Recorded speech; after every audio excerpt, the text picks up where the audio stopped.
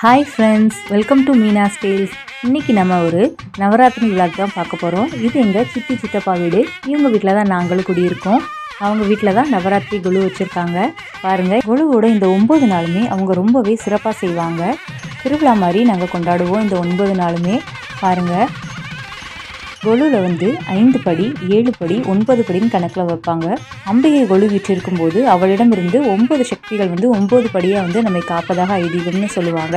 இவங்களில் கங்கா தேவி, ஸ்ரீ துளசி தேவி, மானசா தேவி, ஸ்ரீ சஷ்டி தேவி, மங்களா தேவி, சண்டிகா தேவி எல்லாரும் கொலுவில் அமர்ந்திருப்பதாக 5 படிகள் வச்சு அமைச்சிருப்பாங்க. 7 படிகள் வைப்பதற்கான காரணம் என்னென்னா, தேவி படைத்தலைவர்களான அபிராமி, மகேஸ்வரி, கௌமாரி, நாராயணி, வாராகி, ருத்ராணி மற்றும் காளி அப்படின்ற 7 பேரும் சுற்றுலா நிற்பதாக தேவி மகாத்மியம் சொல்லுது. 9 படிகள் வைப்பதற்கான காரணம் இன்னொரு காரணம் உண்டு. நவராத்திரி காலத்தில் அம்பிகை முதல் படியிலேருந்து கடைசி படி வரை தினம் ஒரு படியில் வாசம் செய்தவாறு படியேறுற மாதிரி ஐதீகமாக இருக்குன்னு சொல்லுவாங்க. இதனால தான் குமாரிகா, திருமூர்த்தி, கல்யாணி, ரோஹிணி, காளிகா, சண்டிகா, சாம்பவி மற்றும் துர்கா தேவியா நம்ம அம்மனை வழிபடுறோம். பாருங்கள், இங்கே 3 நாளைக்கு ஒரு வாட்டி அம்மனுக்கு அலங்காரம் மாற்றுவாங்க. முதல் 3 நாள் அலைமகள், அதாவது பார்வதி தேவியோட அலங்காரம் வச்சுருப்பாங்க. அடுத்த 3 நாட்கள் அலைமகள், அதாவது திருமகளோட லக்ஷ்மியோட அலங்காரம் வச்சுருப்பாங்க. அடுத்த கடைசி 3 நாட்கள் கலைமகள், அதாவது சரஸ்வதி தேவியோட அலங்காரம் வச்சுருப்பாங்க. இப்படி 9 நாளும் அவங்க சிறப்பாக சாமி அலங்காரம் பண்ணி எல்லாரையும் கூப்பிட்டு இந்த 9 நாளும் ஒரு திருவிழா மாதிரி கொண்டாடுவாங்க. இதில் கலந்துருக்கிற எல்லாருக்குமே ஒரு மனநிறைவு மகிழ்ச்சியும் கிடைக்கும். இதில் வச்சுருக்கிற கொலு பொம்மைகள்லாம் அவங்கவுங்க விருப்பப்படி வைக்க முடியாது. இதுக்குன்னு ஒரு விதியை நம்ம முன்னோர் ஏற்படுத்தியிருக்காங்க. மகிஷாசுர வதத்தின் போது பிரம்மன், சிவன், விஷ்ணு இவங்க மற்றும் தேவர்கள் எல்லாரும் சேர்ந்து சக்திகளை ஒன்று சேர்த்து ஒரு விஸ்வரூபமாக தான் அம்மன் தோன்றினாங்க, சக்தி தேவியா.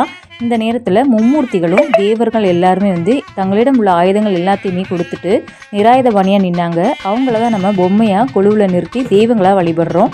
இது தவிர சின்ன குழந்தைகளும் கன்னி பெண்களும் கொலு என்றாலே சந்தோஷமாக இருப்பாங்க.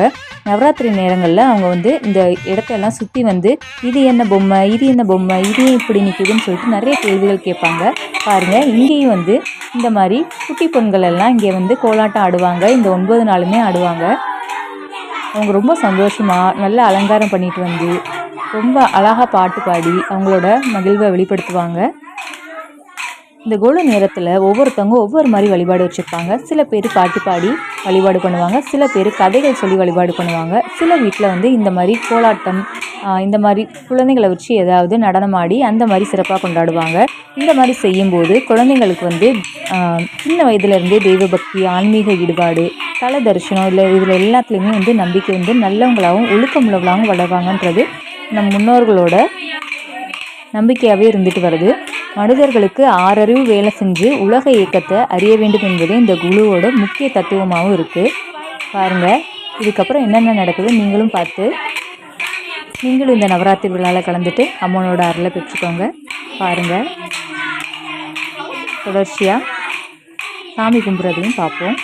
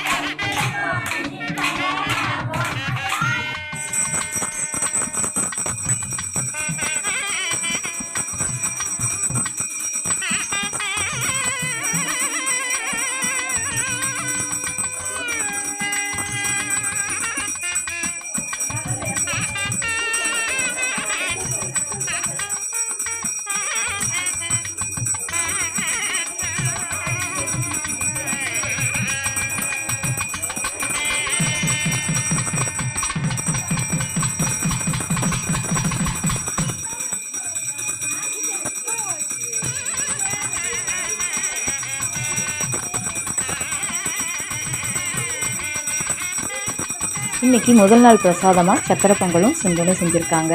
இதே மாதிரி 9 நாளும் 9 பிரசாதங்களை வச்சு எவ்வளோ நேரம் வீடியோவை பொறுமையாக பார்த்ததுக்கு ரொம்ப நன்றி. இந்த வீடியோ உங்களுக்கு பிடிச்சிருந்தா லைக் பண்ணுங்கள், ஷேர் பண்ணுங்கள், மறக்காமல் சப்ஸ்கிரைப் பண்ணுங்கள்.